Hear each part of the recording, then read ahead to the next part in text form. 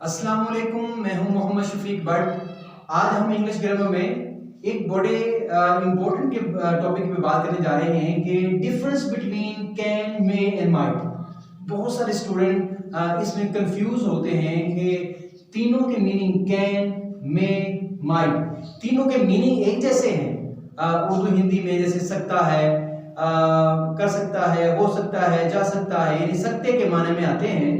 और लेकिन इनमें डिफरेंस क्या है, यानी कैन, मे और माइट के अंदर डिफरेंस क्या है? मीनिंग एक जैसा है।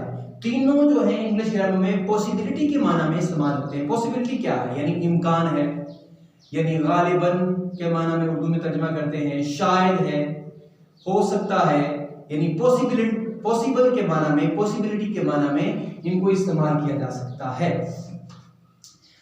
लेकिन देखना है कि इनमें फर्क क्या है। यानी तीनों में उर्दू के अंदर तो कोई फर्क नजर नहीं आ रहा कि सकता का माना तीनों में दिया जा रहा है, पॉसिबिलिटी।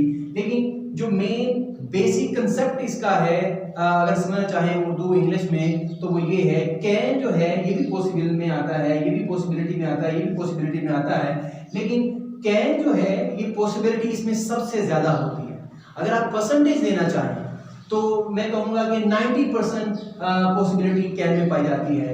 मे के अंदर जो पॉसिबिलिटी है वो आप ये कह लिए 70% 80% पाई जाती है, यानी can say come percent possibility इसमें होती है किसी काम के करने में, इम्कान कम होता है। और माइट में आप कहते हैं 50-60% चांस होता है, पॉसिबल होता है, पॉसिबिलिटी होती है वो काम करने या होने में। तो इसका मतलब कैन में पॉसिबिलिटी ज्यादा है, मे में उससे कम है, माइट में उससे भी कम है। तो माइट में सबसे कम, मे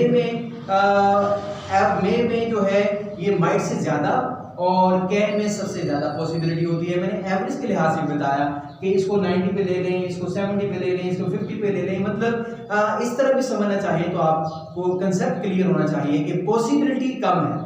अब ये बात समझने के बाद हमें जो डिफरेंस समझ आया है, अब हम इसकी एग्जांपल की तरफ चलते हैं।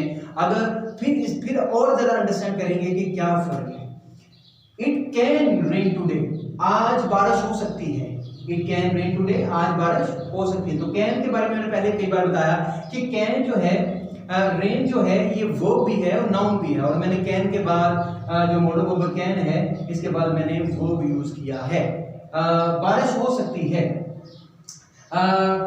तो देखें कि यहां मैंने इट कैन रेन टुडे, बारिश हो सकती है, तो इसका मतलब है चांस ज्यादा है, पॉसिबल ज्यादा है कि बारिश हो सकती है, बादल हुए हुए हैं, पॉसिबल ज्यादा है।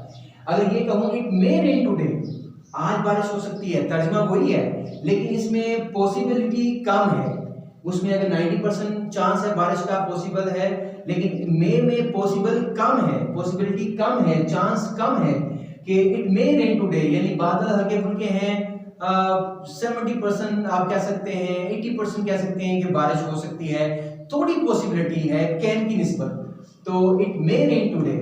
और माइट अगर लगा लेते हैं, इट माइट रेन टुडे, कि बारिश हो सकती है, इसका मतलब है और ज्यादा कम चांस है, यानी पॉसिबिलिटी सबसे कम है। 50% कर लें, 60% कर लें कि यानी बादल कहीं कहीं है, आपने वैसे कह दिया कि हवा चल रही है कि इट माइट रेन टुडे, आज बारिश हो सकती है। तो जो भी पर्सन आपके सामने होता है, जो कोई बात कर रहा होता है, या नेटिव पर्सन आपसे बात कर रहा होता है, जब वो कैन, मे, माइट का इस्तेमाल करता है, उसकी ज़हन में ये बात होती है कि इसमें पॉसिबिलिटी के हवाले से मैंने बात करनी है।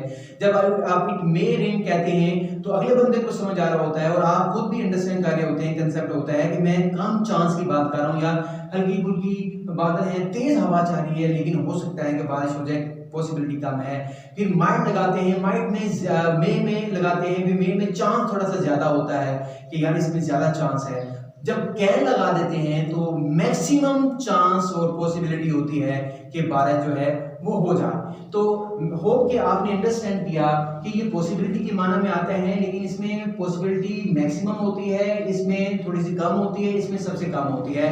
इस लिहाज से तर्जुमा सबका एक जैसा होता है, लेकिन जो बंदा किसी के बारे में जब ये बात कर रहा होता है तो उसको ये समझ आ जाती है कि ये पॉसिबिलिटी के हवाले से बात कर रहा है, कितने चांस है किस जब में माइट और कैन लगाया जाता है। तो मैं उम्मीद करता हूँ ये बड़ा इंटरेस्टिंग डिफरेंस है और बड़ा इंपॉर्टेंट भी है कि स्टूडेंट जो कंफ्यूज हो जाते हैं कि उनके लिए कि इनको समझना कि इनमें क्या फ़र्क है। मैं उम्मीद करता हूं कि आज का लेक्चर भी आपको पसंद आया है और आपने इसको अंडरस्टैंड किया है।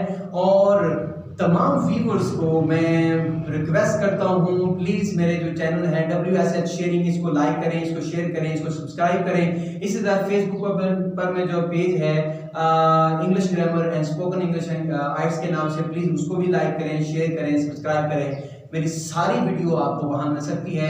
और मैंने जैसे कहा कि बहुत सारी वीडियोस मेरी आ चुकी हैं और आ भी रही हैं, जिसमें जो आ चुकी हैं उसमें टेंसेस हैं, उसमें पैसिव वॉइस हैं, उसमें डिफरेंसेस हैं, उसके अंदर कंडीशनल हैं, उसके अंदर स्ट्रक्चर्स हैं, उसके अंदर आर्टिकल्स हैं, उसमें मॉडल वर्ब्स हैं। बहुत सारी वीडियो आ चुकी हैं और मेरी वीडियो आ भी रही हैं। बस यही रिक्वेस्ट है प्लीज़ कि मेरे चैनल को सब्सक्राइब करें और आगे शेयर करें। Thank you very much.